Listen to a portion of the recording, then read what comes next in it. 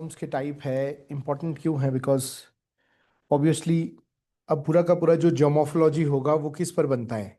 वो लैंडफॉर्म्स के इर्द गिर्द ही घूमता है ना।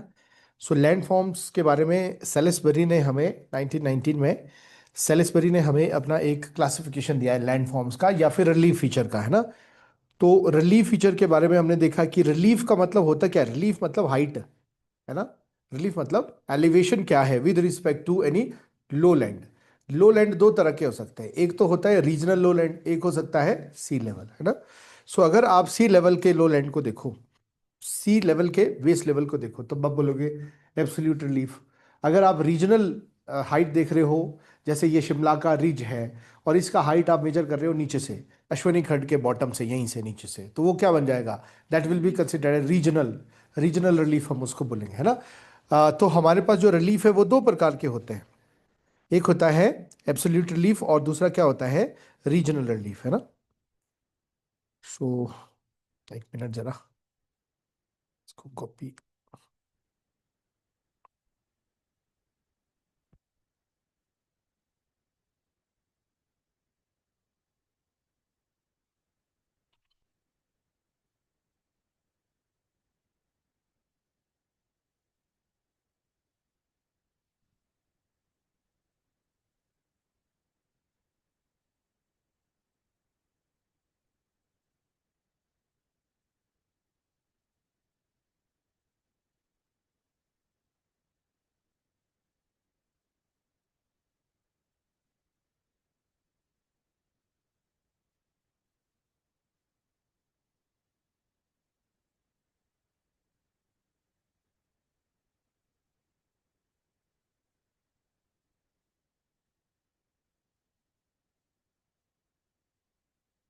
विदुषी जी आपका, हेलो,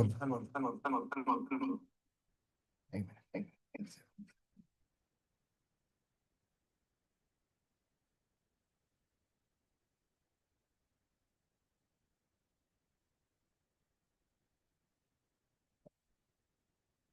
हेलो हेलो, आपको आवाज आ रही है विदुषी जी?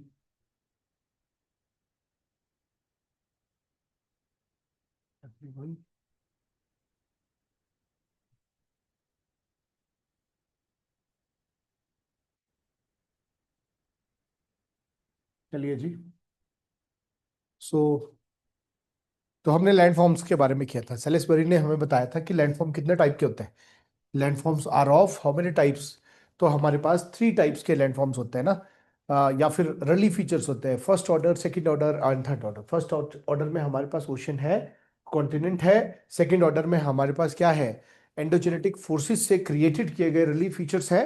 लाइक हमारे पास माउंटेन है, हमारे पास प्लेटू है, हमारे पास कुछ वैलीज भी हो सकती है, रिफ्ट वैलीज, है ना। या फिर हमारे पास जो है समंदर के अंदर अगर हम है तो वहां पर हमारे पास माउंटेन पीक्स एंड ऑल, सब ये सारी चीजें हो सकती है ना। These are the relief features, है ना, सेकंड ऑर्डर। थर्ड ऑर्डर के रिलीफ फीचर्स क्या होते हैं? जिनको नदियां, ग्लेशियर्स या फिर वेदरिंग, ये सारे के सारे जो एक्सोजेनेटिक फोर्सेस है, प्रोसेस है, इन जो इनको इनको जो है कार्व आउट करते हैं ना। So these are the land forms carved out by the exogenetic forces, है ना। इसके बारे में हमने किया था। सो जियोमॉर्फोलॉजी का फोकस एरिया क्या था? It studies the structure, process and stages. Structure का मतलब हो गया कि प्लेटफॉर्म क्या है, उसकी बनावट कैसी है, वो फोल्डेड है, फॉल्टेड है, रिफ्टेड है, किस प्रकार का स्ट्रक्चर है, परमिएबल है, इम्परमिएबल है। तो थैंक यू। ठीक है, ठीक है। हाँ हाँ, ठीक है। स्ट्रक्चर, है ना। तो अब आपने ध्यान रखना है कि जो स्ट्रक्चर है, वो स्ट्रक्चर के साथ हम ज्योमोफोलॉजी में क्या स्टडी करते हैं? प्रोसेसेस। सो प्रोसेसेस में अगर आप देखो तो किस प्रकार के processes? Some of the process are endogenetic, कुछ है एक्सोजेनेटिक, ऑब्वियसली हम जीएस में भी कर चुके हैं। एंड अल्टीमेटली हम यहाँ पर टाइम या फिर स्टेजेस के बारे में पढ़ते हैं कि कोई भी जो लैंडफॉर्म है वो किसी ना किसी स्टेज से होकर पास करता है, ठीक है। नाउ इसी के बाद हमारे पास नेक्स्ट जो हमने किया था, दिवांश जी, अनिरुद्ध जी, आपको आवाज आ रही है? सबको एक बार कमेंट सेक्शन में बताओ। उसके बाद हमारे पास है बेसिकली द टॉपिक जो है हमारा, वो है जियोमॉर्फोलॉजी के बारे में ही हम कर रहे हैं। सो देखो, जियोमॉर्फोलॉजी के हम बारे में हमने लास्ट क्लास में किया था कि जियोमॉर्फोलॉजी है क्या। Geomorphology is actually about the topographical variation on the earth surface. Geomorphology is not about the interior. Geomorphology में आप अर्थ के अंदर क्या चल रहा है, कोर में क्या चल रहा है, मेंटल में क्या चल रहा है, इसके बारे में हम नहीं पढ़ते। हम किसके बारे में पढ़ते हैं जियोमोर्फोलॉजी में? हम क्रस्ट के बारे में पढ़ते हैं। पहला, क्रस्ट के ऊपर जो भी वेरिएशंस आ रही है उनके बारे में हम पढ़ते हैं। क्रस्ट के ऊपर जो भी स्ट्रक्चर हमारे पास है, क्रस्ट के ऊपर जो भी प्रोसेसेस हमारे पास ऑपरेट हो रहे हैं, और इन स्ट्रक्चर एंड प्रोसेस के कारण जो लैंडफॉर्म्स बन रहे हैं, उन वेरिएशंस को हम मॉर्फोलॉजी में पढ़ते हैं। व्हाई? बिकॉज जियो मतलब अर्थ एंड मॉर्फे मतलब व्हाट? मॉर्फे मतलब फॉर्म।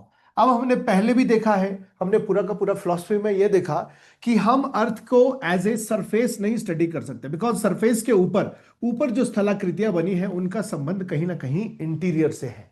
कहां से है? इंटीरियर से। हमारे पास एक पर्सन है जेम्स हुटन। जेम्स हुटन क्या बता रहे हैं? अर्थ के सरफेस पर जितनी भी स्थलाकृतियां हैं, जो भी लैंडफॉर्म्स हैं, most of the landforms are formed due to the earth geothermal heat. समझ आया? तो थोड़ा सा हम यहां पर भी एक हिस्टोरिकल बैकग्राउंड हमारे पास है। जैसे अब देखो, ग्रीक के बारे में हम ज्यादा नहीं लिखेंगे क्योंकि हमने पहले कर दिया। अब जो ग्रीक स्कॉलर थे उनमें जैसे हेरोडोटस है। हेरोडोटस को क्यों जाना जाता है? क्योंकि वो पहला पर्सन था जिसने ये बोला कि इजिप्ट जो है वो क्या है, एक गिफ्ट ऑफ नाइल है। इजिप्ट डेल्टा बना है रिवर के डिपोजिशन से। He was the first person who identified this fluvial action of the river, that कि यहां पर जो ये डेल्टा का फॉर्मेशन होता है, ये डेल्टा का फॉर्मेशन इस नदी के डिपोजिशन से हुआ है।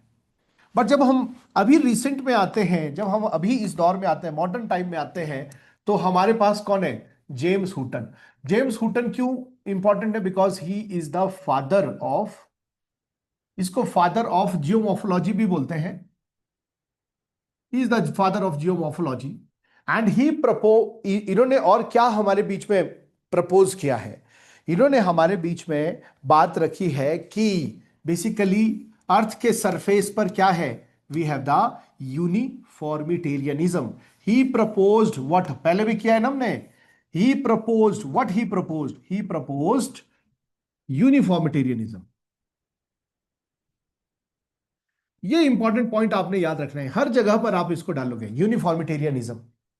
नाउ यूनिफॉर्मिटेरियनिज्म में इसने क्या बताया? क्या यूनिफॉर्म है? Process are uniform. प्रोसेस कैसे है? यूनिफॉर्म है। प्रोसेस सेम है, चाहे आप आज के प्रोसेसेस देखो। अगर आज हमारे पास हाइड्रोजन प्लस ऑक्सीजन के मिलने से H2O बन रहा है, वाटर का मॉलिक्यूल बन रहा है, तो आज से millions of year, billions of year पहले भी वाटर इसी केमिकल रिएक्शन से बनता था। So process was always same.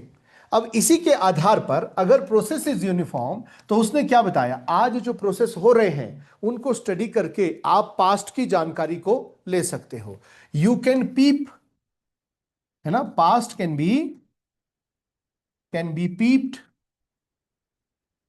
by observing the processes, by observing the present processes। ये इन्होंने दूसरी बात कही कि पास्ट के बारे में आप जानकारी ले सकते हो by observing the present process. अब जैसे हिमालय है, आज की डेट में हिमालय बन रहा है, क्यों? Because of the collisions. Crust क्या कर रही है? टेक्टोनिक प्लेट्स क्या कर रही है? आपस में टकरा रही है, फिर हिमालय बना। अब ये process was same, Himalaya was never there. Himalaya जो है हमेशा ऐसा नहीं था जैसा आज है। Landform will vary, but the process responsible for formation of these landforms will remain same. हाँ, उनका इंटेंसिटी जो है वो थोड़ा सा वेरी कर सकता है। इंटेंसिटी का मतलब कुछ थोड़े तेज हो सकते हैं, कुछ थोड़े से स्लो हो सकते हैं, है ना। ये एक पॉइंट था। तीसरा, एक इसने इंपॉर्टेंट पॉइंट ये भी दिया है कि past is the key to present is the key to past. Every event is cyclic. हमारे पास अर्थ के सरफेस पर जो भी इवेंट हो रहे हैं वो कैसे हैं? साइक्लिक है। माउंटेन्स अगर बन रहे हैं तो वो डिस्ट्रॉय भी हो रहे हैं, और अगर कोई भी चीज अगर हम देखें तो वो एटर्नल नहीं है। एटर्नल का मतलब क्या है?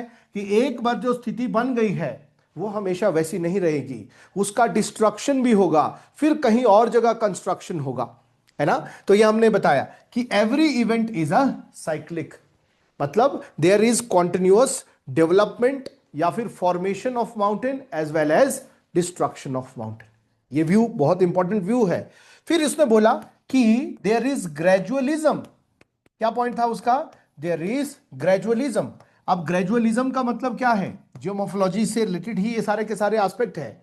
देयर इज ग्रेजुअलिज्म या फिर डायस्ट्रोफिज्म, नॉट व्हाट, नॉट कैटास्ट्रोफिज्म। वहां पर कैटास्ट्रोफिज्म नहीं है, यहां पर क्या है, सारे के सारे जो प्रोसेसेस है या जो लैंडफॉर्म्स है वो बहुत ज्यादा धीरे धीरे बन रहे हैं। So catastrophism was proposed by whom? Theocracy के द्वारा यह व्यू रखा गया कि जो भी लैंडफॉर्म्स है वो कैसे बने हैं, वो भगवान की इच्छा से तुरंत प्रभाव से बने हैं, है ना, एकदम से बने हैं, कैटास्ट्रोफिज्म से बने हैं। अगर सृष्टि बनी है तो एकदम से बनी है, अगर इसका विनाश होगा वो भी कैसे होगा, एकदम से होगा। तो ये कैटास्ट्रोफिज्म के व्यू को इसने रिजेक्ट किया और उसने क्या व्यू रखा हमारे बीच में, ग्रेजुअलिज्म का व्यू रखा। सारे के सारे जो प्रोसेसेस है वो कैसे ऑपरेट होते हैं, वो प्रोसेसेस धीरे धीरे ऑपरेट होते हैं। ठीक है जी, क्लियर है? नाउ अब हमारे पास एक और पॉइंट आपने ध्यान रखना है, one last point. Landforms, landforms on earth surface, earth surface develop due to, developed due to earth, कौन सा एनर्जी है, जियोथर्मल हीट। अर्थ के अंदर जो जियोथर्मल हीट है उसके कारण बेसिकली अर्थ के सरफेस पर मोस्ट ऑफ द बड़े बड़े लैंडफॉर्म्स बन रहे हैं। ये हमारे पास जो ये प्रोसेस है ये समवेयर 1750 के आसपास इन्होंने प्रपोज किया है। 1750 के आसपास इन्होंने ये प्रोसेस हमारे पास रखा है। So these are some of the key findings that were proposed by whom? James Hutton, है ना। जेम्स हुटम को हम क्या बोलते हैं, father of modern geomorphology. Uniformitarianism आपने याद रखना है, process are same only the landform will vary, समझ आ गया। और प्रोसेस पास्ट को आप जान सकते हैं by observing the process presently, जो हमारे पास प्रोसेस आज है उनको ऑब्जर्व करना है। एवरी इवेंट इज साइक्लिक, कोई भी इवेंट हमारे पास है वो कैसा है, साइक्लिक है। There is construction and destruction, there is gradualism, slow rate of upliftment है, रैपिड अपलिफ्टमेंट वाला कुछ नहीं है। धीरे धीरे जो सृष्टि है वो खत्म होगी, धीरे धीरे नई जो माउंटेन्स बिल्डिंग है वो बनेगी ना। अल्टीमेटली जो भी लैंडफॉर्म्स है वो जियोथर्मल हीट से बने, अर्थ के अंदर हमारे पास बहुत सारी हीट है, उसी से अर्थ के सरफेस के ऊपर स्थलाकृतियों का निर्माण हो रहा है। ठीक है ना। इसके बाद एक और इंपॉर्टेंट पर्सन आता है ना, उनका नाम है Louis Agassiz. Now we have this Louis Agassiz. Now this Louis Agassiz is also very very important person. ठीक है, समवेयर 1850 के आसपास। अब हमने पढ़ा है कि हमारे पास ग्लेशिएशन और डीग्लेशिएशन होता है। अब आपने ध्यान रखना है कि जो हमारा ये प्लैनेट अर्थ है ना, प्लैनेट अर्थ के ऊपर, अर्थ के ऊपर नॉर्मली दो प्रकार के फेजेस होते हैं, आप सभी जानते हैं। बट अगर हम देखें कि हमारे पास ग्लेशियल पीरियड कब आएगा, ग्लेशियल पीरियड कब आएगा, हमारे पास न्यूट्रल फेज कब होगा, या फिर हमारे पास तीसरा फेज कौन होगा, वार्मिंग फेज कब होगा। ये तीन प्रकार के एजेस हमारे पास है, एजेस, न्यूट्रल एज या फिर ग्लेशियल एज, ऐसा आप मान सकते हो अर्थ के ऊपर। नाउ ग्लेशियल एज का मतलब क्या है, ये जो है हिम युग है। ग्लेशियल एज क्या है, हिम युग है। न्यूट्रल एज क्या है, वार्मिंग एज और ग्लेशियल एज के बीच का दौर। जब टेम्परेचर कितना है, जब टेम्परेचर है नियरली 14 डिग्री सेल्सियस के आसपास। टेम्परेचर कितना है हमारे पास, 14 डिग्री सेल्सियस के आसपास, 14 डिग्री सेल्सियस के आसपास टेम्परेचर। और जब यहां पर टाइम है तो अर्थ का जो टेम्परेचर है वो कम है, वो 8 डिग्री सेल्सियस से 10 डिग्री सेल्सियस के आसपास है। और जब ये वाला एज है तो अर्थ का टेम्परेचर है 16 डिग्री सेल्सियस। जैसे हम प्रेजेंटली कौन सी एज की तरफ जा रहे हैं, we are moving toward the warming age, because our temperature is readily rising to what, 16 degree Celsius.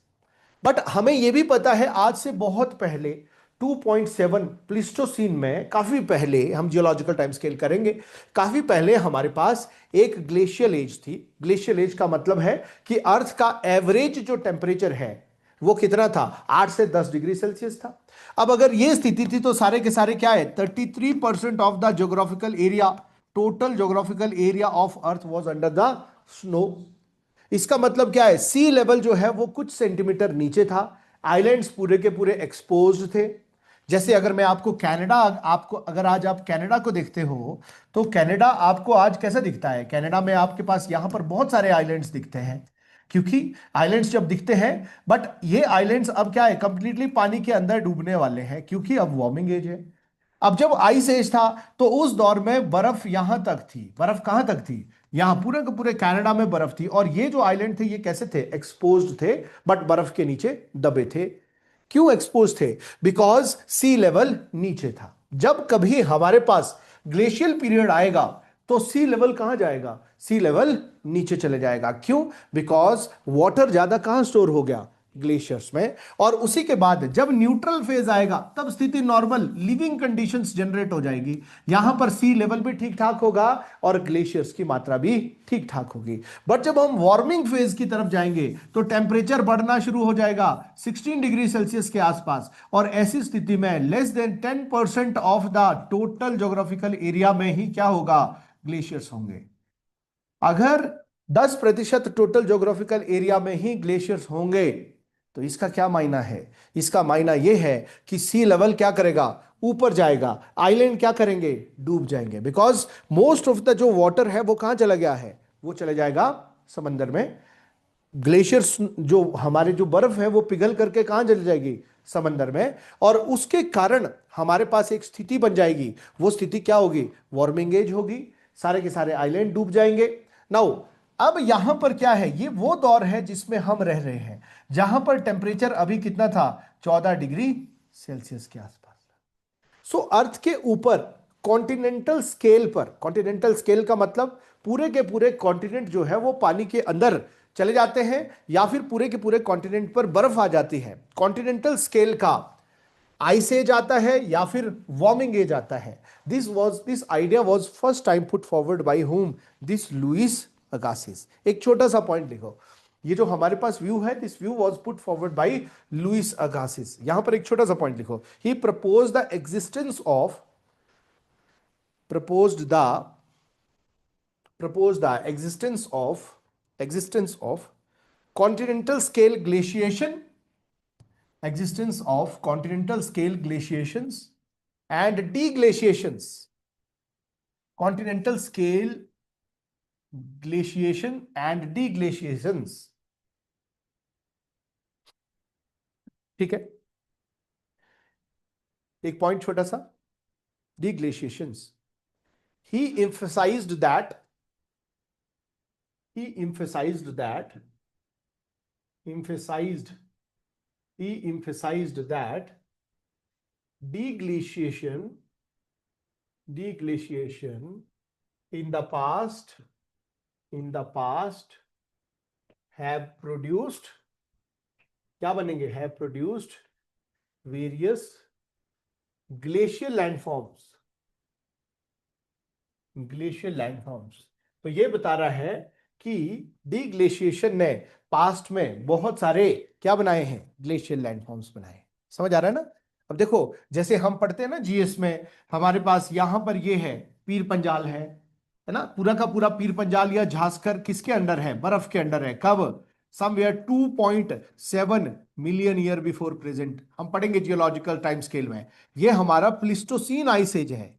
इस दौरान में ये पानी की बर्फ के अंदर ढका है, और उसके बाद जब ये मेल्ट होना शुरू होता है, जब वार्मिंग आनी शुरू होती है, जब हम न्यूट्रल फेज की तरफ जाते हैं, तो ये बर्फ पिघलनी शुरू करती है। और जब ये पिघलनी शुरू करती है तो ये ग्लेशियर्स क्या करते हैं? डाउनवर्ड मूव करना शुरू करते हैं। और जब ये डाउनवर्ड मूव करना शुरू करते हैं तो हमारे पास इन माउंटेन में ऐसे हमारे पास क्या है? सर्क एंड ऑल, इस तरह की टोपोग्राफीज बननी शुरू होती है। सो लुइस अगासिस ने क्या बताया है? उसने बताया है कि we have the continental scale glaciations and deglaciations, but उसने ये नहीं बताया ये क्यों हो रहा है। That is the domain of what? Climatology. हम समझेंगे कि नेचर में जो क्लाइमेट चेंज है that is more due to natural factor than the human induced factor. आज की डेट में हम भले ही गर्मी कर रहे हैं, बट कैसे कर रहे हैं? ग्लोबल हम जो है ग्रीन हाउस गैसेस का एमिशन कर रहे हैं। बट क्या आप सोचते हो कि अगर हम इस ग्रीन हाउस गैस के एमिशन को ना करते तब हम अर्थ को ठंडा कर पाते? नहीं। वार्मिंग एंड कूलिंग ये हमारी कंपिटेंस में नहीं है। ये किसका डोमेन है? ये नेचर का डोमेन है। हम सिर्फ क्या कर रहे हैं, इसको थोड़ा सा स्पेडिफाई कैटेलाइज कर रहे हैं।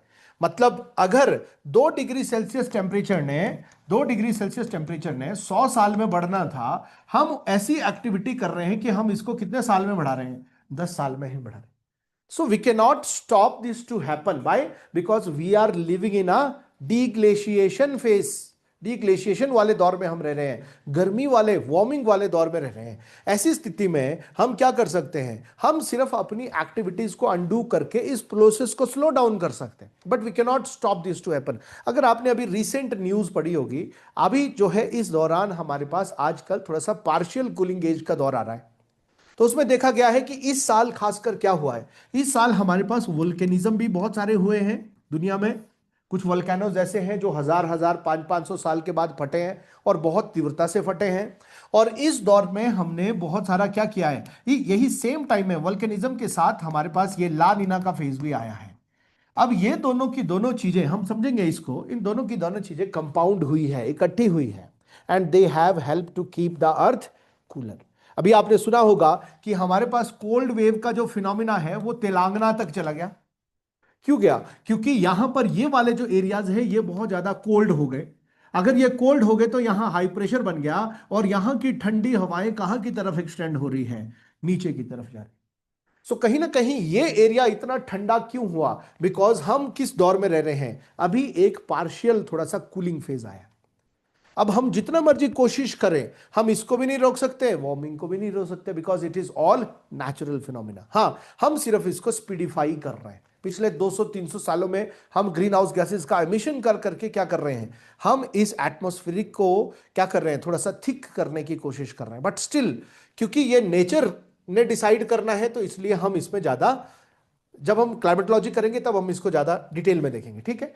अब इसके बाद सेकंड एक दो पर्सन आते हैं। एक का नाम है एल्ब्रेच पैंक and एल्ब्रेच पैंक and Edward Bruckner.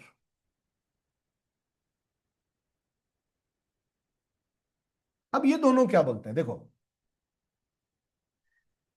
Edward है ये, Edward, this is Edward, Edward Bruckner. इन्होंने क्या बताया है कि last ice age was what? Last ice age was Pleistocene. हम इसके बारे में भी करेंगे जी, प्लीस्टोसीन क्या है। Last ice age was Pleistocene.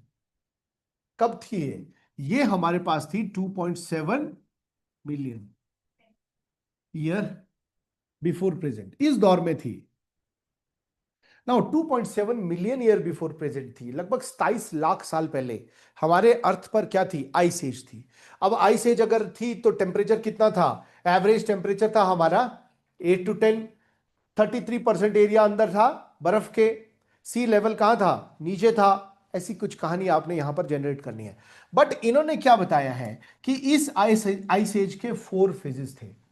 This ice as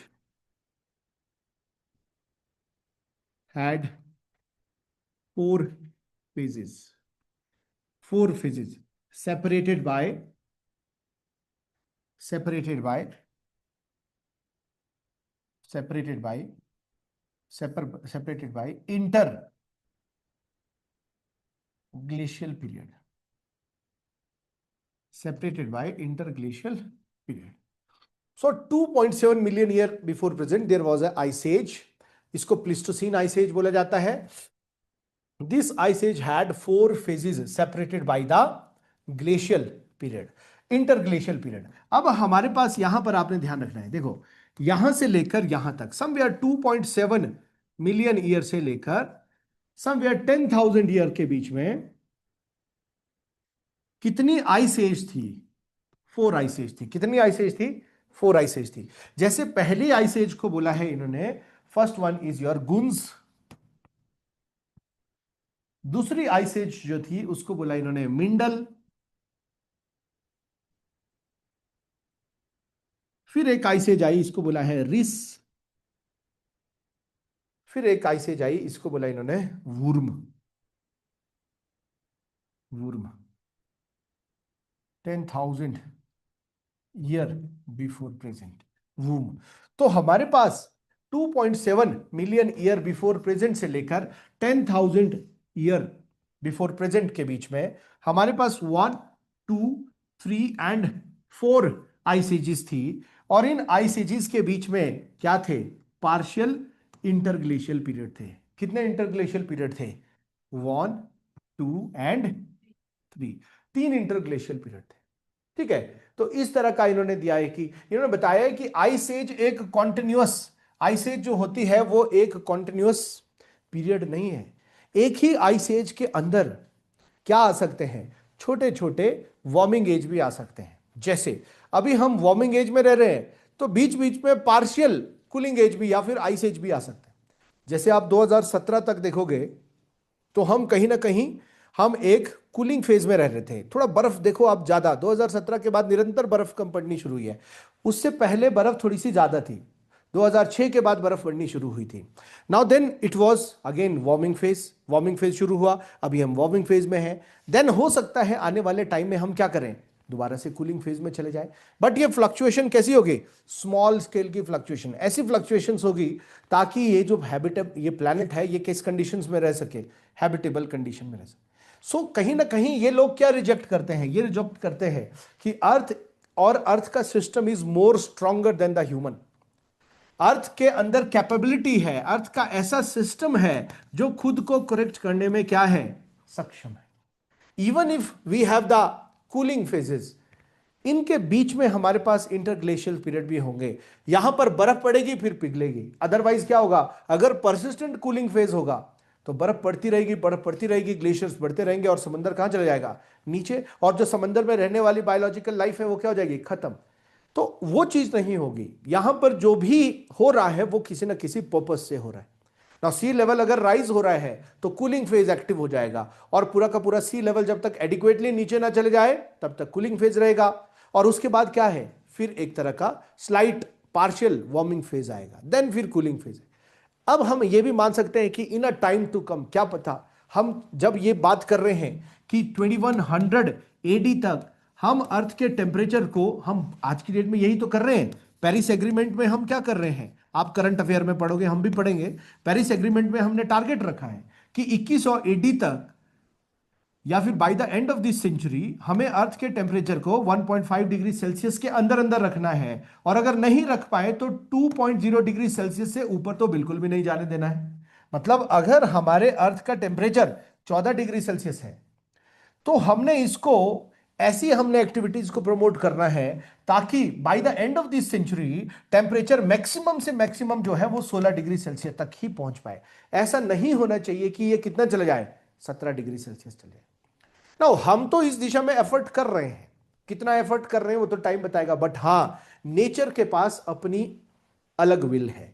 हो सकता है आने के वाले टाइम में ऐसे ऐसे 4-5 बड़े बड़े वोल्केनिक इरप्शंस हो गए कि पूरे के पूरे स्काई में एक थिक स्मोक का लेयर आ गया, इंसोलेशन नहीं आएगा, तो earth will experience what? Cooling, natural cooling होगी। सो जैसे हमारे पास 1888 के बाद भी हमारे पास एक पार्शियल कूलिंग फेज अर्थ पर आया था। क्यों? बिकॉज तब क्राकटाओ फटा था। क्राकटाओ एक बहुत बड़ा वोल्केनिक इरप्शन हुआ था। उसके बाद लगभग 6 महीने तक साउथ ईस्ट एशिया के आसमान में जो है धूप नहीं लगी थी, इतना ज्यादा स्मोक ऊपर आ गया था ना। अगर स्मोक इतना है तो फिर क्या होगा? सनलाइट ऊपर ही रुक गई ना। सनलाइट ऊपर रुक गई तो सरफेस पर क्या है? टेम्परेचर खुद ब खुद कंट्रोल होना शुरू हो जाए। समझ आ गया? सो इस तरह की बातें इन्होंने दी है कि हमारे पास we have these glacial periods और इंटरग्लेशियल पीरियड। ठीक है, अभी हम इसको ब्रीफ ब्रीफ देख रहे हैं। इसके बाद द नेक्स्ट पर्सन जो है हमारे पास, ये समवेयर अराउंड 1900 एडी के आसपास इन्होंने ये अपना व्यू दिया है कि गूंज, मिंडल, रिस और वूम, ये जो है प्लिस्टोसीन आइस एज में 4 इंपॉर्टेंट फेजेस थे। किसके? आइस एज के। और इनके बीच में 3 क्या थे? इंटरग्लेशियल पीरियड थे। नाउ इसके बाद हमारे पास एक सबसे इंपॉर्टेंट इंफॉर्मेशन, सबसे इंपॉर्टेंट पर्सन जो आता है वो कौन है? वाल्टर पैंक है। ये कौन है? Walter पैंक। He is the father, ये भी फादर है, फादर ऑफ अमेरिकन जियोमॉर्फोलॉजी। इसको हम बहुत डिटेल में पढ़ते हैं, यहां से बहुत क्वेश्चन आते हैं ना। जब हम थोड़ा सा आगे चलेंगे लैंडफॉर्म्स के बारे में हम पढ़ेंगे, तब हम इसके बारे में पढ़ेंगे। वॉल्टर पैंक नहीं, पहले लिखो आप विलियम मॉरिस डेविस के बारे में, WM डेविस। हम बात कर रहे हैं WM डेविस की, थोड़ा गलत हो गया, WM Davis. Firstly WM Davis, ठीक है। WM डेविस एक अमेरिकन जियोमॉर्फोलॉजिस्ट थे। समझ आ रहे हैं? जियोमॉर्फोलॉजिस्ट मतलब इसका जो मेन एरिया ऑफ स्टडी था वो क्या था? अर्थ का सरफेस था। He was not bothered about the interior of the earth. इसका पूरा का पूरा एफर्ट कहां पर है? टू स्टडी द सरफेस, ठीक है। अब इसने हमें क्या दिया है? इसने हमें अपना एक इरोजनल साइकिल दिया है। Proposed his erosional cycle of erosion, sorry, erosional cycle of landform development, landform development. He proposed his erosional cycle of landform development, ठीक है। लैंडफॉर्म डेवलपमेंट, अब देखो इसका कंट्रीब्यूशन क्या है। इसने हमें बताया, डेविस ने हमें क्या बताया कि जो लैंडफॉर्म्स है दे इवॉल्व्ड थ्रू स्टेजेस। स्टेजेस का मतलब क्या है कि अगर ये माउंटेन है, ये हमेशा से ऐसा नहीं था। इसकी जगह पर पहले प्लेन एरिया था, ये एक क्रस्ट थी, ठीक है। और फिर क्या होता है? अंदर से अपलिफ्टमेंट होती है, अंदर से कंप्रेशंस होते हैं, अंदर से कुछ फोल्डिंग्स होती है। अब ये जियोमॉर्फोलॉजिस्ट था, इसने ये नहीं बताया कि अंदर क्यों हो रही है, क्या कारण है ये सब होने का। इसने बताया कि अर्थ के अंदर से कुछ फोर्सेस एक्टिव हो रहे हैं, जिसके कारण यहां पर क्या बन गया है? ये माउंटेन बन गया है। तो इसने बताया कि ये जो माउंटेन है ये बना है कुछ एंडोजेनेटिक फोर्सेस की वजह से। अब वो फोर्सेस क्या है क्या नहीं है, डोंट नो, हाँ बना है। अब उसने बोला जब ये बन गया तो ये हमारे पास जो स्टेज है, ये स्टेज क्या है? This is your young stage. कौन सी स्टेज है ये? Young stage. यंग स्टेज में ये क्या बता रहा है कि हमारे पास जो रिलेटिव रिलीफ है या फिर एब्सोल्यूट रिलीफ है, वो दोनों ही क्या है? ज्यादा है। सी लेवल से ये कैसा है? बहुत ऊपर है। अब सी लेवल से क्योंकि ये बहुत ऊपर है, इसलिए जब बारिश होगी, यो किस फॉर्म में होगी? ठंड हो जाएगी ऊपर, ग्लेशियर्स के फॉर्म में होगी, स्नोफॉल के फॉर्म में होगी, प्रेसिपिटेशन। और यहां पर क्या बन जाएंगे? ग्लेशियर। फिर वो ग्लेशियर्स पिघल करके नदियां बनेगी। इन नदियों का जो ढलान है वो कैसा होगा? बहुत ज्यादा स्टीप होगा, नदियां बहुत तेजी से चलेगी। Reverse will be in youthful stage. उनका जो इरोजन है वो बहुत पावरफुल होगा, किससे? डिपोजिशन से। फिर वो बता रहे हैं क्योंकि ये माउंटेन ऊपर है, सूरज की किरणें पहले इन माउंटेन्स पर पड़ेगी और दिन के टाइम में ये एक्सपैंड करेंगे सनलाइट की वजह से, रात के टाइम में कॉन्ट्रैक्ट करेंगे। Expansion and contraction will lead to what? इसके कारण इसका लूजनिंग होगा, वेदरिंग इसका हो जाएगा। तो अल्टीमेटली इन क्रियाओं के कारण जैसे ही ये माउंटेन बना, उसके बाद क्या होगा? कुछ एक्सोजेनेटिक प्रोसेसेस इसको तोड़ना शुरू करेंगे। जब स्थिति यह आ जाएगी कि उसका जो एब्सोल्यूट रिलीफ है वो काफी लोअर्ड हो जाएगा, तो फिर ये इरोजन की कैपेसिटी इसकी क्या हो जाएगी? स्लो डाउन हो जाएगी। फिर ये डिपोजिशन या फिर वैली वाइडनिंग का काम करना शुरू करेगा। जैसे हमने जीएस में पढ़ा है लैंडफॉर्म्स के बारे में, यहां पर वही बात इसने साइकिल के बारे में बताई।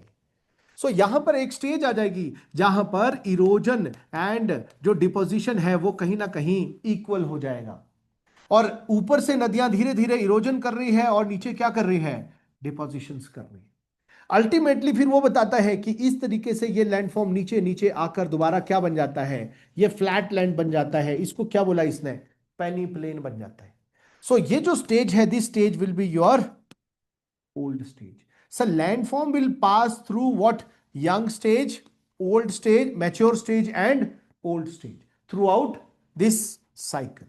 तो यहां पर क्या बताया है कि जो भी लैंडफॉर्म्स है वो किसी ना किसी साइकिल के थ्रू पास होते हैं, और उस साइकिल में first stage is the young stage, second one will be the mature stage and third will be the old stage. Old stage में सिर्फ डिपोजिशन होगा, बिकॉज जो ग्रेडियंट है, जो एब्सोल्यूट रिलीफ है, वो बिल्कुल जीरो हो गया। समझ आ रहा है कि नहीं आ रहा? अब यहां पर देखो उसने बताया है कि इसको बोलते बोलते हैं, लिखो एक पॉइंट में, छोटा सा पॉइंट लिखो। ही explained he explained that landform evolve through landform evolve through different stages, different stages throughout the long time, different stages throughout the long time, such as such as such as youth, mature and old stage, youth, mature and the old stage, old stage, youth, mature and the old stage, with major controlling factor,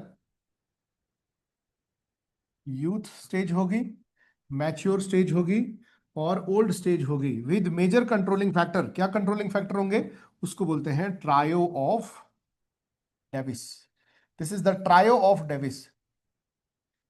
three controlling factors are there. One is structure, दूसरा क्या होगा? Process, तीसरा क्या होगा? Stage.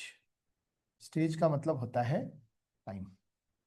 सो ये हमारे पास एक view है, जो व्यू किसने दिया है? WM डेविस ने, विलियम मॉरिस डेविस ने समवेयर 1899 के दौरान दिया था। So father of American geomorphology proposed his erosional cycle of landform development, है ना? A topography will pass through three stages, youth, mature and old stage throughout the long time, and the process is controlled by, या फिर क्या लिखा था हमने? and the major controlling factor will be what? Trio of Davis। Structure, structure का मतलब होता है उसकी बनावट क्या है, हार्ड है, सॉफ्ट है, फोल्डेड है, फॉल्टेड है, परमिएबल है, इम्परमिएबल है, क्या है? Process, exogenetic processes, endogenetic processes, and stage and time. Stage क्या है? This process will operate, these things will operate in A time, एक लंबा टाइम इसमें लगेगा। तो ये तीन जो बनते हैं हमारे पास, इसको बोलते हैं ट्रायो ऑफ डेविस, है ना? इसके पूरे मॉडल को हम बाद में भी करेंगे, जब हम फ्लूवियल लैंडफॉर्म्स को करेंगे तो हम इसके साथ पढ़ेंगे उसको, डेविस के साथ।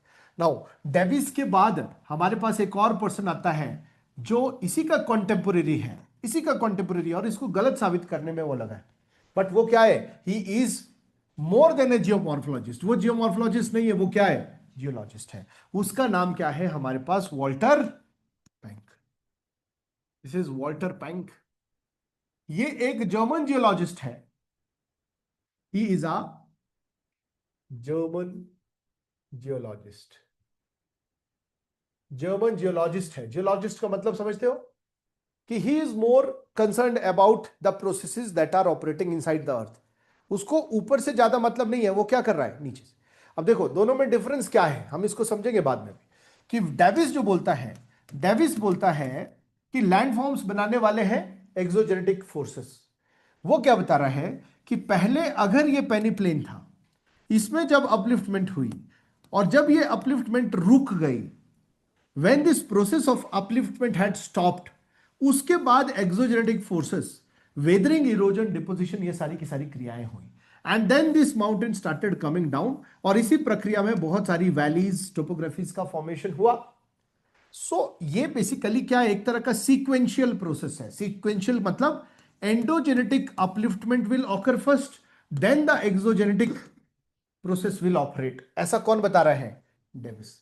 बट जो जो ये पैंक है, ये क्या बता रहा है? ये बता रहा है कि ये बेसिकली एक तरह का सीक्वेंशियल प्रोसेस नहीं है, it is a simultaneous process. The moment a land mass is uplifted, उसी के साथ उसका इरोजन भी शुरू हो जाता है। तो उसने बेसिकली इस थियरी को कंप्लीटली रिजेक्ट किया और उसने अपना व्यू रखा। उसने क्या व्यू रखा? एक छोटी सी लाइन में लिखो।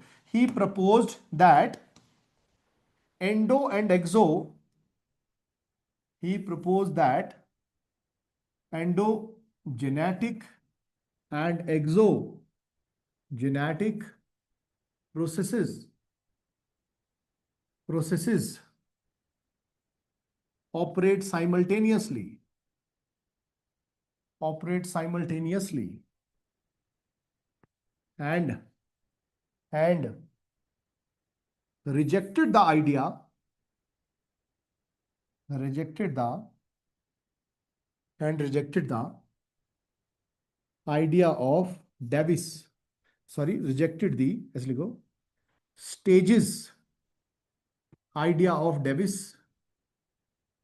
आइडिया ऑफ डेविस, डेविस का स्टेजेस वाला आइडिया उसने रिजेक्ट कर दिया, and proposed, his own idea, own idea. वो क्या था? ओन आइडिया वो क्या था कि जो लैंडफॉर्म है that will pass through some phases, है ना। उसने बताया स्टेजेस, कौन से स्टेज? यूथ, फिर बताया उसने मैच्योर, और फिर बताया उसने ओल्ड। ये क्या बता रहा है कि यहां पर ऐसा कुछ नहीं होगा।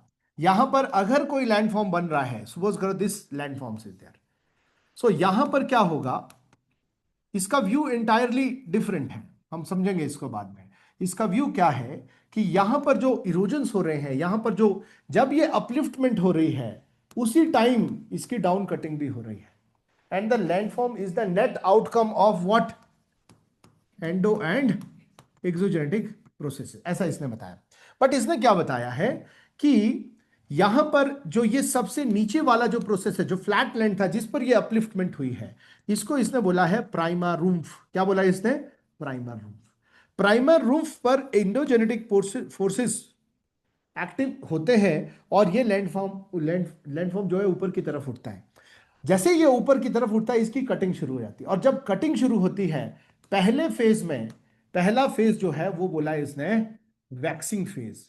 दूसरा फेज इसने बताया है कि ये फेज है यूनिफॉर्म डेवलपमेंट का फेज, और तीसरा फेज इसने बताया है वो फेज है वेनिंग फेज। नाउ इसका क्या मतलब है? वैक्सिंग फेज का मतलब इसने लिया है स्लोप से, कि देखो स्लोप क्या है, पहले जो स्लोप बनेगा वो ऐसा बनेगा। क्यों बनेगा? बिकॉज इस स्टेज में upliftment is more than erosion. मतलब एंडोजेनेटिक फोर्सेस अभी कैसे हैं? ज्यादा पावरफुल है। किससे?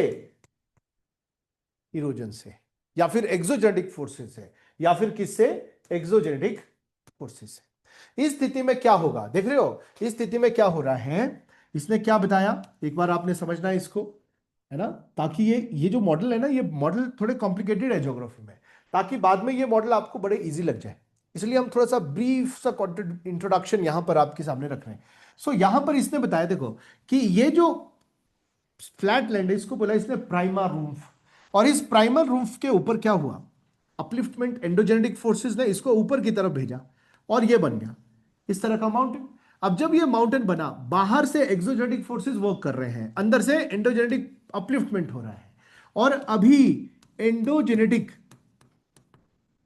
Process is more powerful than exogenetic. इसका मतलब क्या हुआ कि अंदर से ऊपर की तरफ ये ज्यादा तीव्रता से जा रहा है, इसलिए जो स्लोप बनेगा वो स्लोप कुछ कन्वेक्स टाइप का स्लोप बनेगा। कैसा स्लोप बनेगा? कन्वेक्स टाइप का स्लोप बनेगा। क्यों? अंदर से अभी फोर्स ज्यादा ऊपर की तरफ लग रहा है। और इसी स्टेज को इसने क्या बताया? इसी स्टेज को इसने बताया है कि ये है what? Waxing stage. This stage is a waxing stage. दूसरी स्टेज में इसने बताया कि एंडो और जो एक्सो है, ये दोनों के दोनों कहीं ना कहीं इक्वल हो गए। जिस स्टेज के साथ माउंटेन ऊपर जा रहा है उसी स्टेज के साथ नीचे की तरफ आ रहा है, तो कहीं ना कहीं अभी क्या है, हाइट पकड़नी बंद हो गई है। और तो इसी के कारण अब क्योंकि ये दोनों बराबर है, तो अपलिफ्टमेंट और जो डाउन कटिंग वो इक्वल हो गई। तो अभी थोड़ी देर के लिए जो हमारे जो स्लोप है, जो माउंटेन है, वो कैसे रहेंगे? यूनिफॉर्म रहेंगे। तो इसको क्या बोला गया? This is your uniform stage. समझ आ गया? क्यों? जितना अपलिफ्ट हो रहा है उतना ही डाउन कट हो रहा है, जितना अपलिफ्ट हो रहा है उतना ही डाउन कट हो रहा है। इसका मतलब क्या हुआ कि यहां पर ना तो रिलीफ फीचर ऊपर जाएगा या नीचे आएगा। क्यों? बिकॉज प्रोसेस या फिर एंडोजेनेटिक और एक्सोजेनेटिक प्रोसेस दोनों कैसे हैं? इक्वल ही है, एक समान है। थर्ड स्टेज में हमारे पास क्या बता रहा है कि जो एक्सोजेनेटिक प्रोसेसेस है they become powerful than the endogenetic. Exogenetic इसको काट करके नीचे लेकर आएंगे, और नीचे लेकर जब आएंगे तो हमारे पास जो स्लोप बनेगा वो कैसा होगा? वो कनकेव टाइप का स्लोप बनेगा। और यहां पर जो स्टेज आएगी इसको हम क्या बोलेंगे? Waning stage. So he says according to him, instead of organic evolution of landforms, जैसे लाइफ होती है, लाइफ पैदा होती है, फिर वो मैच्योर होती है, फिर वो ओल्ड होती है। Landform passes through these three stages, और वो स्टेजेस क्या है? Waxing, uniform and वेनिंग stage. अब ये जो है ये उसका एक इंपॉर्टेंट मॉडल है। इसमें एक छोटी सी लाइन लिखो, वॉल्ट।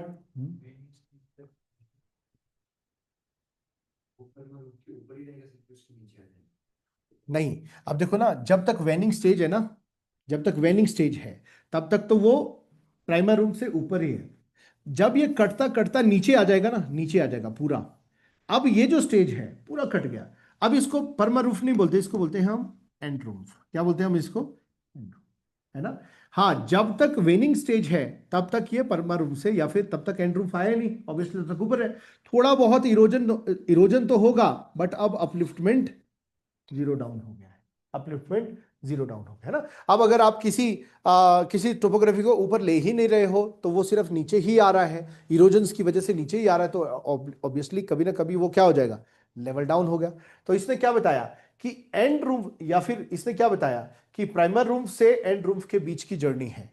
प्राइमर रूम हो गया फ्लैटलैंड, फिर उसके बाद माउंटेन बनेगा, फिर इसका इरोजन होगा, इरोजन जब होगा तो वैक्सिंग, यूनिफॉर्म एंड वेनिंग स्टेजेस आएंगी। छोटा सा पॉइंट लिखो, लिख लिया इसमें ये तीन स्टेजेस, लिख लिया ना?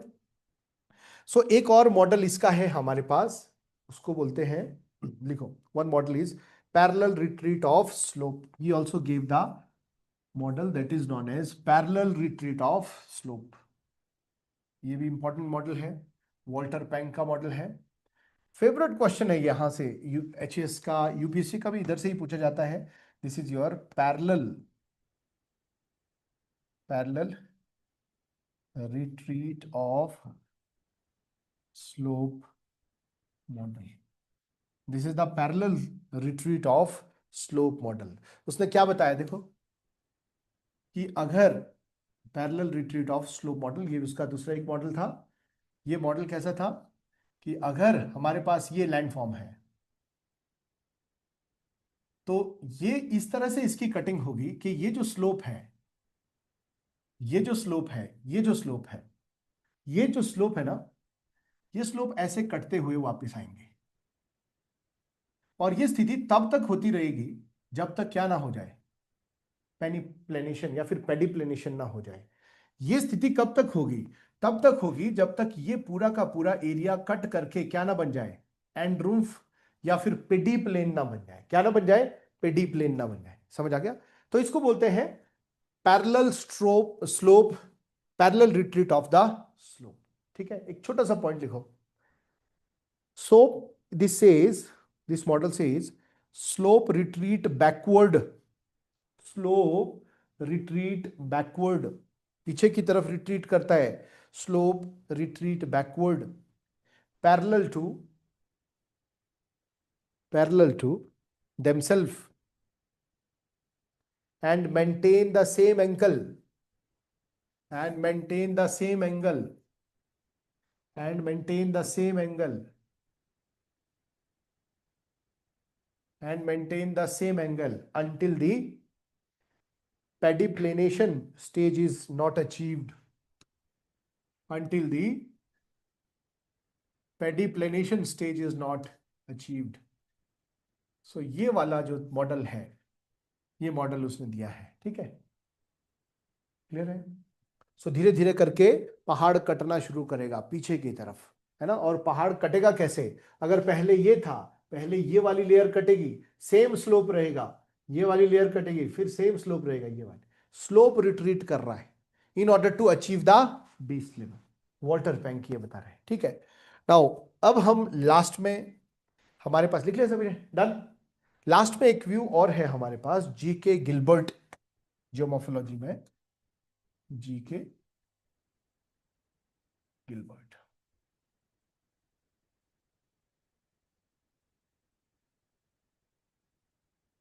जीके गिलबर्ट है ना? he gave he proposed graded river, he proposed graded river concept, concept. इसने अपना एक और ही कंसेप्ट दिया है, ग्रेडेड रिवर कंसेप्ट, है ना। या फिर इसको बोलते हैं मॉडल ऑफ डायनामिक इक्विलिब्रियम, या फिर इसको हम बोलते हैं model of dynamic equilibrium. Now अब देखो ये मॉडल क्या बताता है, ये मॉडल थोड़ा अलग है। तो इसमें गिलबर्ट क्या बता रहा है कि एंडो एक्सो को छोड़ो, यहां पर जो रिवर है, खासकर रिवर, रिवर के बारे में ये बताता है रिवर एक इक्विलिब्रियम या फिर एक बैलेंस में रहती है। किस में रहती है? बैलेंस में रहती है। जब कभी रिवर एक बैलेंस में रहती है, जब कभी उसकी इरोजनल कैपेसिटी रिड्यूस होती है, जब कभी उसका लोड कैरिंग कैपेसिटी रिड्यूस होती है। लोड कैरिंग कैपेसिटी जब उसकी रिड्यूस होती है तो रिवर क्या करती है? डेपोजिशन करती है। तो और जब वो डेपोजिशन कर रही है तो उसके कारण लैंडफॉर्म का लेवल अप हो रहा है। और जब कभी रिवर का लोड कैरिंग कैपेसिटी रिड्यूस होती है तो रिवर क्या करती है? रिवर ज्यादा तीव्रता से इरोजन करती है। तो यहां पर बात क्या चल रही है कि रिवर की दो तरह की चीजें हैं, एक तो है कैपेसिटी, एक है कैपेबिलिटी। कैपेबिलिटी का मतलब क्या होता है कि रिवर की power to erode the surface, है ना, कि वो कितना इरोजन कर रही है। जब रिवर की लोड कैरिंग कैपेसिटी रिड्यूस है, कम है, जब उसकी कैपेसिटी कम है, तब रिवर ज्यादा क्या करेगी? इरोजन करेगी। और जब रिवर की कैपेसिटी कैसी है? कैपेसिटी ज्यादा है, तब रिवर क्या करेगी? तब रिवर करेगी क्या? डिपोजिशन। तो इस बैलेंस को मेंटेन करने की रिवर की जो कैपेसिटी है, जो कैपेबिलिटी है, इसको क्या बोलते हैं? Dynamic equilibrium. एक छोटी सी लाइन लिखो, फिर हम आगे बढ़ते हैं। डायनामिक इक्विलिब्रियम, यहां पर लिखो, there exist a dynamic equilibrium, there exist a there exist a dynamic equilibrium between the erosive power of the river, dynamic equilibrium होता है, डायनामिक बैलेंस भी आप लिख सकते हो, dynamic equilibrium between erosive power of the river, erosive power of the river, erosive power of the river and the load it carries. मतलब इसकी capacity और इसकी कैपेबिलिटी में एक बैलेंस होता है। ठीक है। Now goal of the river, goal क्या है रिवर का? Goal of the river is to achieve goal of the river is to achieve goal of the river is to achieve this balance, achieve this balance. River ने ये balance achieve करना है। Now whenever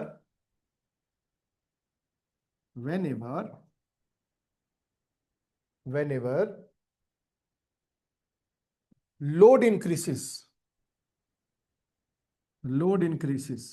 जब load increase हो गया, river perform what? River क्या perform करेगी अपने को हल्का करने के लिए? River perform deposition, extra load को डिपॉजिट करना शुरू करेगी, डिपोजिशन। River perform deposition. दूसरा, when load decreases, when load decreases, जब लोड डिक्रीज होता है, रिवर क्या परफॉर्म करती है? River perform erosion, river perform erosion. ये देखो आपको थोड़ा सा कंफ्यूजिंग लग रहा होगा कि यहां पर क्या हो रहा है कि ये हमारे पास एक तरह का टोपोग्राफी है, और यहां से नीचे की तरफ रिवर जब मूव कर रही है, जब इस रिवर ने अपने पास बहुत सारा क्या ले लिया, ऊपर से इरोड करके मटेरियल ला लिया, now this river has become extremely loaded. जैसे ये लोडेड हुई तो ये नीचे क्या करेगी? नीचे डिपोजिशन करना शुरू करेगी। और डिपोजिशन के कारण क्या हो रहा है? जो स्लोप है वो क्या हो रहा है? लेवल डाउन हो रहा है, स्लोप कम हो रहा है। नाउ जब कभी अगर रिवर के पास ये लोड कम है, सपोज करो इसके पास एडिक्वेट लोड नहीं है, इसको इस ग्रेडियंट को रिड्यूस करने के लिए इसके पास इनफ लोड नहीं है, तो फिर रिवर क्या करेगी? डिपोजिशन के बजाय क्या करेगी? इरोजन करेगी। सो यहां पर क्या हो रहा है? यहां पर लेवल अप हो रहा है जब डिपोजिशन हो रहा है, और यहां पर क्या हो रहा है? यहां पर लेवल डाउन हो रहा है जब इरोजन हो रहा है। सो ये जो बैलेंस है, इस बैलेंस को हम क्या बोलते हैं? We call this as dynamic balance. River अपनी स्थिति में बैलेंस रखेगी। There will exist a balance between capacity and capability. Whenever river is overloaded, ये इरोजन नहीं करेगी, ये क्या करेगी? डिपोजिशन। वेन एवर रिवर के पास लोड नहीं है, ये डिपोजिशन नहीं करेगी, ये क्या करेगी? इरोजन करेगी। सो इरोजन से भी ये लैंडफॉर्म कहां जाएगा? नीचे। और डिपोजिशन से ये लैंडफॉर्म कहां आएगा? ऊपर। कहीं ना कहीं एक समतल क्षेत्र बन रहा है, कहीं ना कहीं एक फ्लैट लैंड बन रहा है। बट इसमें किसी तरह का इंडोजिनस या एक्सोजिनस फोर्स को उसने इन्वॉल्व नहीं किया है। उसने किसको इन्वॉल्व किया है? उसने किया है डायनामिक इक्विलिब्रियम को। और ये डायनामिक इक्विलिब्रियम किसका है? ओनली और ओनली रिवर का है। ठीक है। सो ये कुछ एक इंपॉर्टेंट प्रोपोनेंट है जिनको हम जियोमॉर्फोलॉजी में कवर करेंगे आगे। इसके साथ हमारे पास एक कंसेप्ट और है, that concept is your what? Isostasy. Isostasy के बारे में हम बाद में देखेंगे कि आइसोस्टेसी क्या है। बस इतने ही हमारे पास ज्यादा मॉडल है, इससे ज्यादा मॉडल हमारे पास नहीं है। आज हम करेंगे थोड़ा सा एक और टॉपिक, छोटा सा। That topic is your what? वो टॉपिक है हमारे पास origin of planet earth. Origin of planet earth is the topic. थोड़ा सा कॉस्मोलॉजी से रिलेटेड टॉपिक है, ऑरिजिन ऑफ प्लैनेट अर्थ। ठीक है। अब देखो, अब हमें पता है कि जो हमारा प्लैनेट अर्थ है, जो हमारा प्लैनेट अर्थ है वो कैसे बना है। अब जैसे हम सोलर सिस्टम देखते हैं, सो सोलर सिस्टम में कौन कौन है जी? सोलर सिस्टम में, सोलर सिस्टम में बीच में सन है, फिर हमारे पास कौन है? मरकुरी है, फिर हमारे पास कौन है? वीनस, अर्थ। इस तरीके से हमारे पास सारे के सारे क्या है? प्लेनेट है।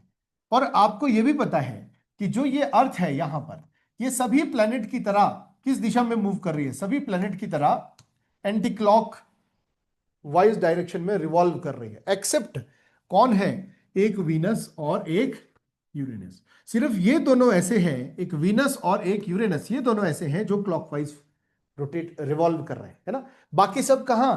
एंटी क्लॉकवाइज मूव कर रहे हैं। समझ आ गया? एक पॉइंट आपने ध्यान रखना है।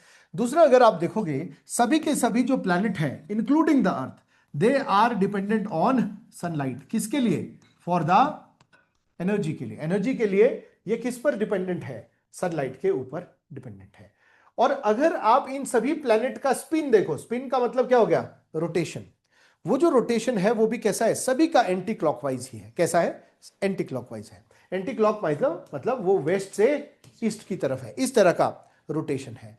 सो रोटेशन, रेवोल्यूशन और इनका जो एनर्जी का कंजम्पशन है, एनर्जी का जो डिमांड है, वो कहीं ना कहीं सभी का सिमिलर जैसा है। इसके आधार पर जो बहुत सारे स्कॉलर्स हैं वो क्या व्यू रख रहे हैं? वो व्यू रख रहे हैं कि कहीं ना कहीं हमारी जो अर्थ है और अर्थ के साथ जो दूसरे प्लैनेट्स हैं, इन सब प्लैनेट्स का जो ओरिजिन है वो कैसा है? कॉमन है। कैसा ओरिजिन है? कॉमन है। सो जब हम अर्थ के ओरिजिन की बात करते हैं, तब हम सिर्फ अर्थ के ओरिजिन को नहीं स्टडी करते हैं, हम किसको स्टडी करते हैं? पूरा का पूरा सोलर सिस्टम को स्टडी करने की कोशिश करते हैं, या फिर हम ब्रह्मांड की बात भी कर लेते हैं इसमें। सो यहां पर जब हम ओरिजिन देख रहे हैं तो वो ओरिजिन क्यों इनका सिमिलर होगा? बिकॉज सब में जो रोटेशन है, जो रेवोल्यूशन है, या फिर सबका जो एनर्जी डिपेंडेंस है सन के ऊपर, वो इस बात को प्रूव करता है कि इन सबका जो ओरिजिन है वो मोर और लेस कैसा होगा? इन सबका ओरिजिन मोर और लेस सेम टाइम का है।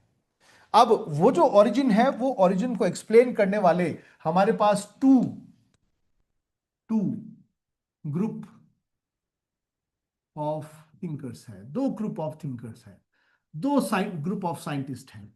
एक साइंटिस्ट ग्रुप है, उनको बोलते हैं हम, there view is what? Monistic. और जो दूसरे हैं उनका व्यू कैसा है? वो है डुअलिस्टिक। डुअलिस्टिक का मतलब दो bodies, two bodies and their interactions is responsible for the formation of earth. ठीक है, अब देखो मोनिस्टिक में कौन कौन है। अब मोनिस्टिक वाले क्या क्या बताते हैं, मोनिस्टिक वाले क्या बता रहे हैं कि अर्थ and the entire solar system, earth and the entire solar system had evolved from a single body। इस सिंगल बॉडी को इन्होंने क्या बताया है, नेबुला। सो मोनिस्टिक जो व्यू रखने वाले जो थिंकर्स हैं, मोनिस्टिक हाइपोथेसिस वाले जो लोग हैं, वो क्या बताते हैं, अर्थ and the entire solar system, चाहे वो हमारा अर्थ है या फिर पूरा का पूरा सोलर सिस्टम है, एंटायर सोलर सिस्टम है, दे हैव ओरिजिनेटेड और evolve from a single body. और उस सिंगल बॉडी को क्या बोला है, नेब्यूला बोला है। समझ आया। अब यहां पर अगर आप इसको थोड़ा सा और देखोगे तो कौन कौन से व्यूज आपको इसमें दिखते हैं। इसमें हमारे पास कुछ व्यूज हैं, जैसे गैसियस हाइपोथेसिस ऑफ, इसका हाइपोथेसिस है ये Kant, gaseous hypothesis of Kant, इसको हम करेंगे। कांत का गैसियस हाइपोथेसिस क्या है, गैसियस हाइपोथेसिस ऑफ कांत। ठीक है, दूसरा हाइपोथेसिस है हमारे पास, उसको बोलते हैं नेब्यूलर हाइपोथेसिस ऑफ, किसका नेब्यूलर हाइपोथेसिस है, नेब्यूलर हाइपोथेसिस ऑफ लाप्लास, एक व्यू इसका है। गैसियस हाइपोथेसिस ऑफ लाप्लास, फिर हमारे पास एक व्यू लॉकिर का भी है, छोटा सा व्यू इसका है, लाप्लास को ही मॉडिफाइड किया है इसने। और फिर हमारे पास एक व्यू वेज सेकर का है, वेज सेकर का, एंड लास्ट में हम एक व्यू करेंगे किसका, कूपर का। So these are some of the views that consider that the planet earth include the earth, planet earth including the other, जो हमारे पास सोलर सिस्टम में जो दूसरे ग्रह हैं, उन सब का जो ओरिजिन है वो एक ही बॉडी से है, सिंगल पेरेंटल ओरिजिन है। और वो एक ही बॉडी क्या है, नेबुला। इसमें हमारे पास कौन कौन है जी, we have the gaseous hypothesis of Kant, nebular hypothesis of Laplace, Lockyer का मॉडल है, वेटसेकर का मॉडल है, और किसका मॉडल है, कूपर, कूपर का मॉडल है ना, इसको हम समझेंगे, कूपर का मॉडल है। नाउ अब जो डुअलिस्टिक वाले हैं वो क्या बताते हैं, वो थोड़ा सा अलग व्यू रखते हैं। डुअलिस्टिक वाले व्यू रखते हैं कि बेसिकली जो अर्थ है या फिर अदर बॉडीज है सोलर सिस्टम में, वो दो सेलेस्टियल बॉडी के इंटरेक्शन से इवॉल्व हुए हैं। वो बता रहे हैं कि एक बॉडी थी सन, हमारा प्रोटोसन, और इसी के नजदीक आने वाली एक और बॉडी थी, इसको बोला वंडरिंग स्टार। इन दोनों के आपस में इंटरेक्शंस के कारण एक ऐसा फिलामेंट जैसा निकला, और उसी फिलामेंट में से 9 ग्रह बन गए, 8 ग्रह बन गए, जो जिसमें से एक ग्रह कौन है, हमारा अर्थ भी। समझ आ गया। सो ये जो है, ये दो body, this this model is the biparental model which consider, ये क्या है, बायोपेरेंटल मॉडल है, this is the biparental model which consider interaction between two celestial body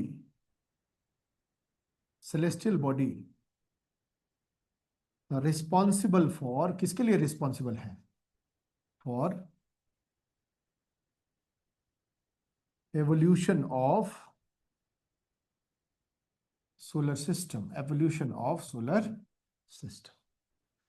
so dualistic वाले क्या बता रहे हैं, two group of thinkers are there, monistic and dualistic. तो मोनिस्टिक में earth and the entire solar system had evolve from a single body, nebula एक ही body है।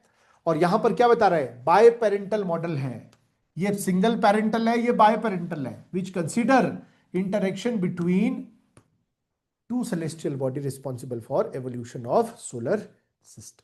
और यहां पर जो हमारे पास है वो कौन है, this is your Chamberlain and Jeffrey. यहां पर हम करेंगे चैम्बरलिन को, और दूसरा कौन है हमारे पास, जेफरे। और भी है बट हम इन दो पर ही ज्यादा फोकस करेंगे, चैम्बरलिन एंड जेफरे। हाँ जी, ऑनलाइन स्टूडेंट क्लियर है? So these are the two group of thinkers. समझ आया? देखो, monistic hypothesis and dualistic hypothesis, सबसे पहले इनको देखते हैं, थोड़ा थोड़ा हम इनको देखेंगे। ऑनलाइन स्टूडेंट्स को समझ आ रहा है? विदुषी जी, अनिरुद्ध जी?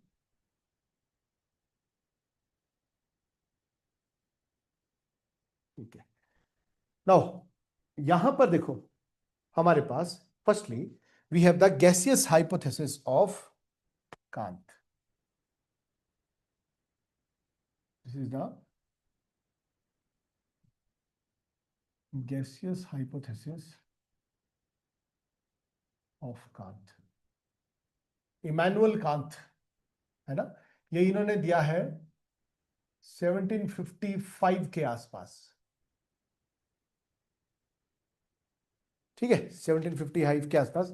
इनकी एक बुक है natural history of the earth. The book is sorry, एक मिनट रुको, general natural history. This is the general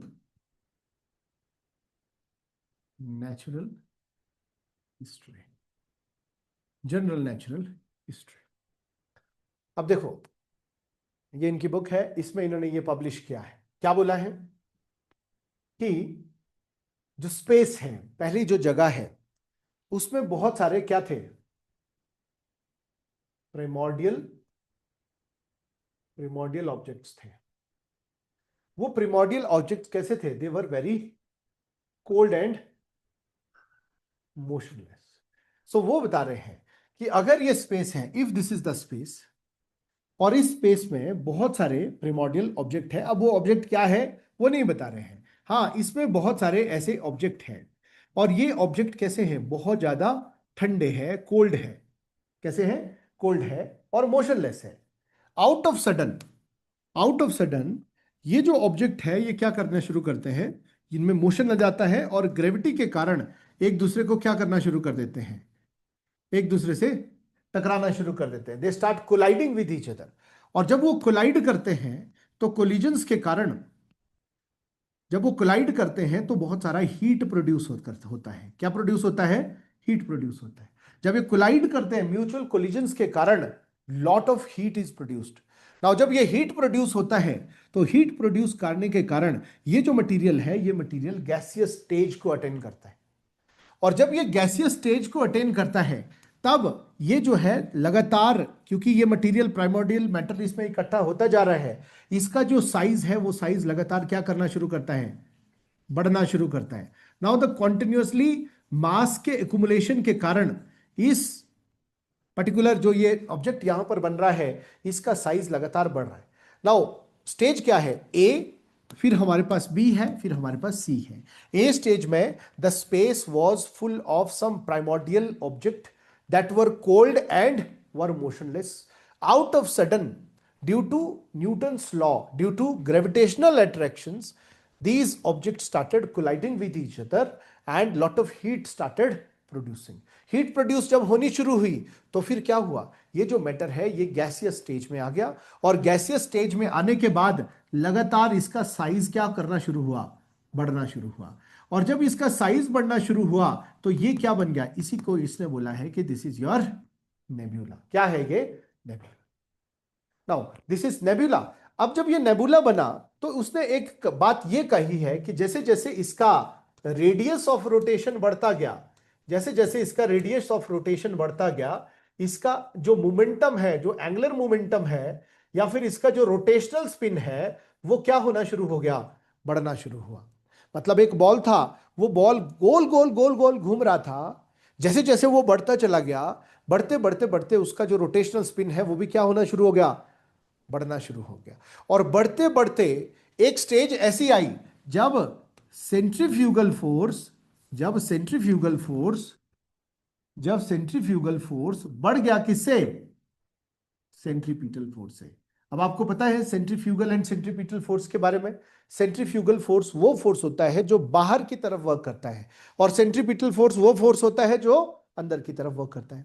अब रोटेशन के कारण जब ये स्पिन बहुत तेज हुआ, एक स्टेज ऐसी आई जब ये सेंट्रीफ्यूगल फोर्स जो बाहर की तरफ लग रहा है और जो सेंट्रीपिटल फोर्स है जो अंदर की तरफ लग रहा है, इसमें से सेंट्रीफ्यूगल फोर्स बहुत ज्यादा हो गया, और ज्यादा होने के कारण इस नेब्यूला से बहुत सारा मटेरियल बाहर की तरफ निकल गया। और वो जो मटेरियल बाहर की तरफ निकला वो किस फॉर्म में निकला? वो निकला है 9 रिंग के फॉर्म में। किस फॉर्म में निकला है? 9 रिंग के form.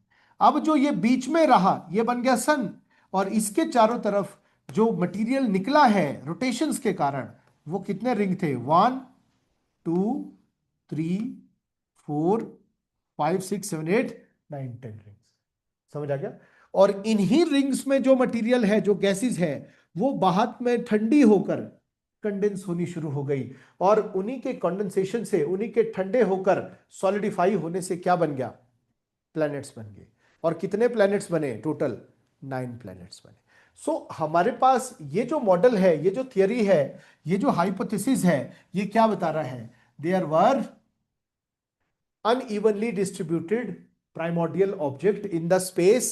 They were very cold and motionless. All of a sudden motion started due to gravitational attraction. They started colliding with each other. Collisions produce lot of heat, as well as the mass of this body started increasing. Due to high temperature, this matter converted into gases, and this gaseous cloud is known as now nebula.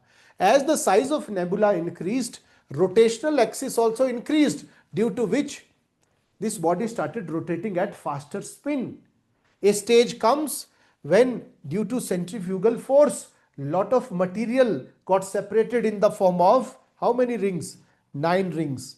Now these 9 gaseous rings lately, due to cooling action, solidified and formed the 9 planets. Now the remaining part जो अंदर रह गया था वो क्या है? वो हमारा सन है। समझ आया? क्लियर हुआ? बट देखो इसमें एक छोटे से पॉइंट में हम इसको कन्वर्ट करेंगे। लिख लिया? लिखने की जरूरत है इसको? हाँ लिखो जरा। ये न्यूटन के आधार, न्यूटन के लॉ पर बेस्ड एक तरह का ऑब्जेक्ट है ना। 4-5 व्यूज लिखें। बेसिक पोस्टुलेट्स क्या है? ये डायग्राम भी आपने छोटे छोटे बनाते रहने हैं। तो हमारे पास क्या है? Basic postulates. बेसिक पोस्टुलेट्स क्या है इसके? वो है primordial, primordial matter, primordial cold and motionless,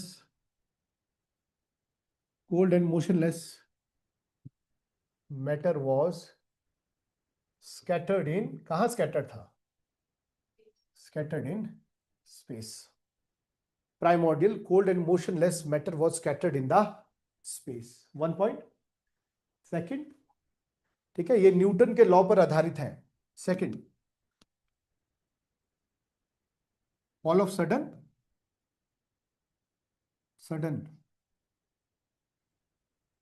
these matter started colliding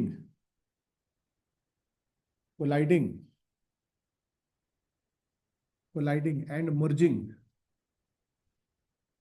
colliding और merge करना शुरू किया with each other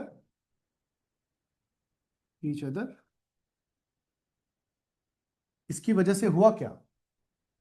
due to this each other, ऐसे लिखो, इसी में कोऑर्डिनेट करो, producing lot of heat, producing lot of heat, which converted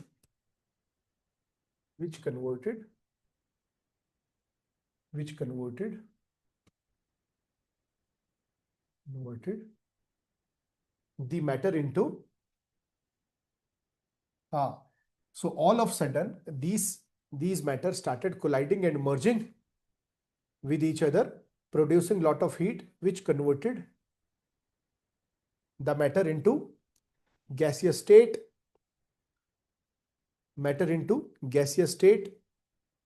full stop. Third point, as the size as the size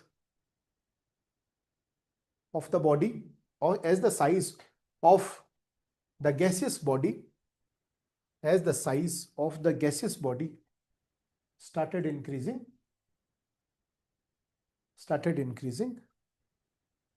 rotational spin, rotational spin समझ रहे हो ना, गति, त्वरण, rotational spin increased manifold, thus a stage comes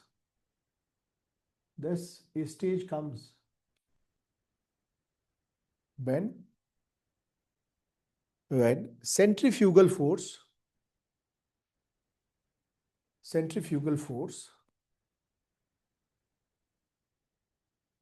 outpaced centripetal force, outpaced का मतलब हो गया सेंट्रीपिटल से ज्यादा हो गया, centrifugal force outpaced centrifugal force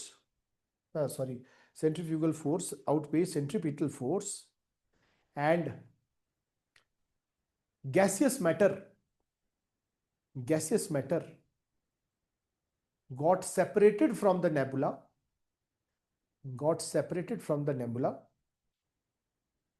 in the form of, किस फॉर्म में, in the form of 9 rings. अब देखो ये 9 रिंग में भी क्या है, पूरा का पूरा गैसेस है. these are the gases. lately, देखो lately, last point, lately, due to radiational cooling,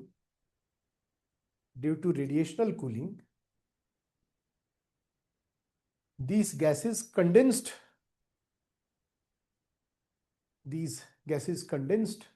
condense का मतलब होता है गैसेस का कन्वर्जन सॉलिड में और लिक्विड में. these gases condensed into the solid state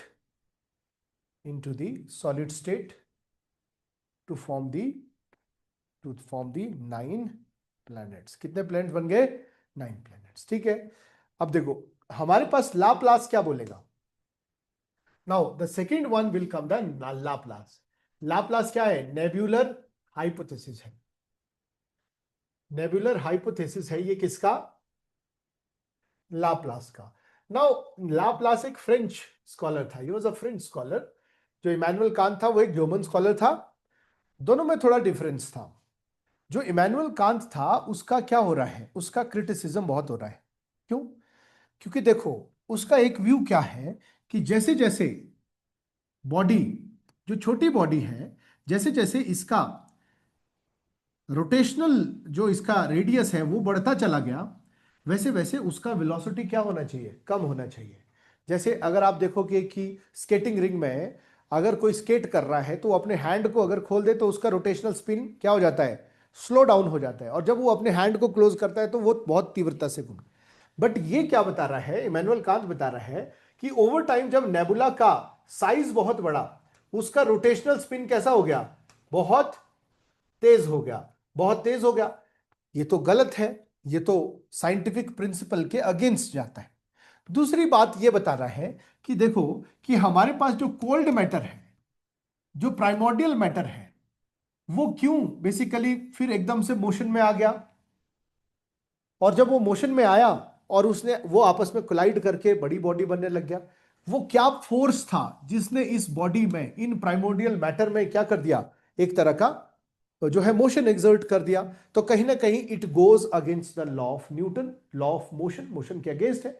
जो इनर्शिया है वो क्या बताता है कि अगर कोई बॉडी रुकी हुई है वो हमेशा रुकी रहेगी, अगर कोई मोशन में है तो वो हमेशा मोशन में ही रहेगी. तो यहां पर प्रॉब्लम क्या हुआ कि this entire thing goes against the sound scientific principles के, ये अगेंस्ट जाता है. इसीलिए लाप्लास ने अपना दूसरा एक मॉडल दिया.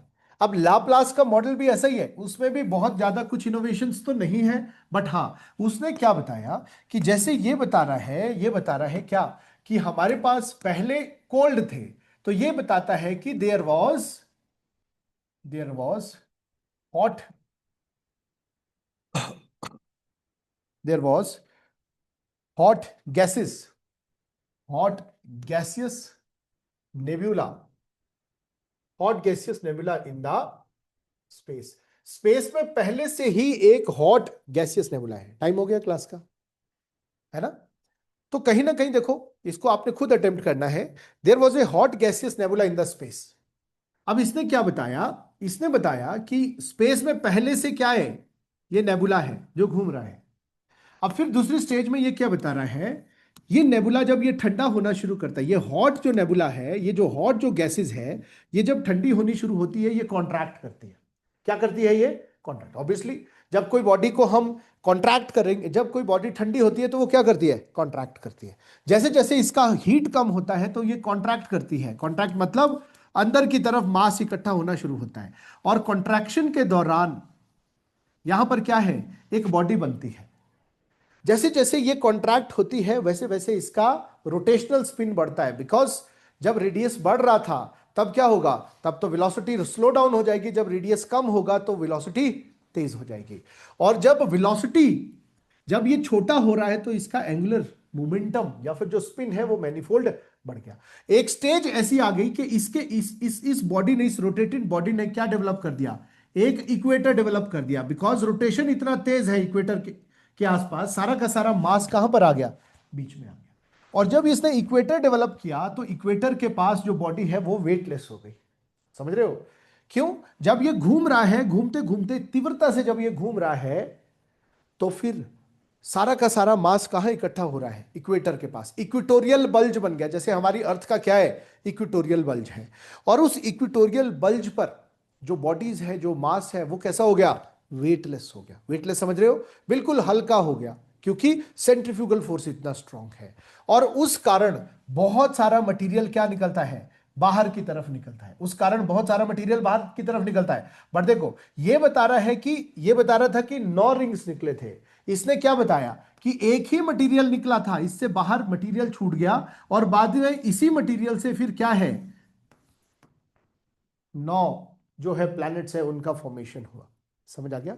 तो इसको आपने खुद अटेम्प्ट करना है। तो दोनों में क्या है? कहीं ना कहीं एक डिफरेंस। इमैनुअल कांत क्या बता रहा है कि पहले solid, motionless, cold primordial matter है, वो आपस में टकराना शुरू करते हैं, हीट प्रोड्यूस होती है, साथ ही साथ वो घूम करके गैसियस नेबुला बनाते हैं। नाउ गैसियस नेबुला जब बनता है, तब एक स्टेज आती है रोटेशन की वजह से, कि सेंट्रीफ्यूगल फोर्स की वजह से 9 रिंग सेपरेट होते हैं, और वो ठंडे होकर क्या बन जाते हैं? 9 प्लैनेट। बट ये उल्टा बता रहे हैं कि पहले से ही नेबुला था। नेबुला नहीं बना, नेबुला पहले से ही था। सिर्फ वो नेबुला ठंडा होकर क्या हुआ है?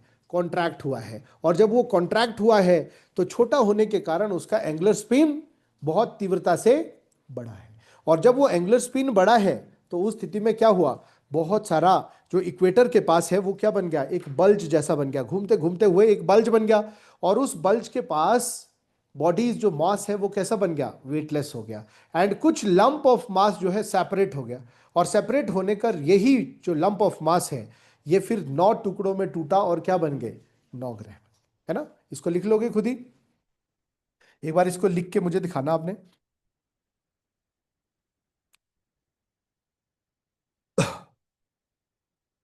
हाँ जी, ऑनलाइन स्टूडेंट क्लियर हुआ? जल्दी से बता दीजिए।